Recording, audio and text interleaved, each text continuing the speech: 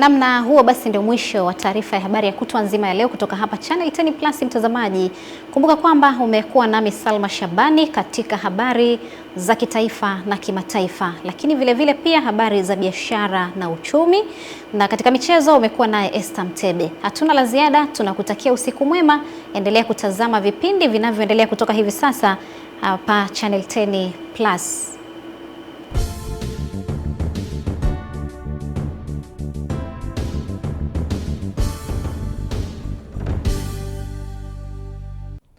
Naam, mamlaka ya hali ya hewa nchini Tanzania na kuleta utabiri ambao ni wa saa 24 zijazo kuanzia saa 3 usiku wa leo. Usiku wa leo tunatarajia kuwa maeneo mengi yanatarajia kuwa ni makavu na yenye hali ya baridi, hususan katika maeneo nyanda za juu kaskazini mashariki, nyanda za juu kusini magharibi na maeneo ya kati ya nchi. Kiwango cha chini zaidi cha joto kinatarajiwa kwa nyuzi joto 8 katika maeneo ya Njombe, ikifuatiwa na nyuzi joto 9 katika maeneo ya Mbeya. Wakati siku ya kesho tunatarajia kuwa upepo unatarajia kuvuma kwa kasi ya kilomita 30 kwa saa katika maeneo ya ziwa Tanganyika na maeneo ya ziwa Nyasa, pia kwa kasi ya kilomita 20 kwa saa katika maeneo ya ziwa Victoria, Rukwa na maeneo yote ya bahari ya Hindi. Hali ya bahari inatarajiwa kuwa na mawimbi madogo madogo. Wakati huo maeneo mengi yanatarajiwa kuwa ni makavu, isipokuwa katika maeneo ya Kagera na Mara kunatarajia kuwa na hali ya mawingu kiasi, mvua na ngurumo katika sehemu chache na vipindi vya jua, na maeneo ya Arusha, Kilimanjaro, hususani sehemu zenye minuko kunatarajiwa kuwa na hali ya mvua nyepesi katika sehemu chache. Matarajio kwa siku ya kesho kutwa tunatarajia kuwa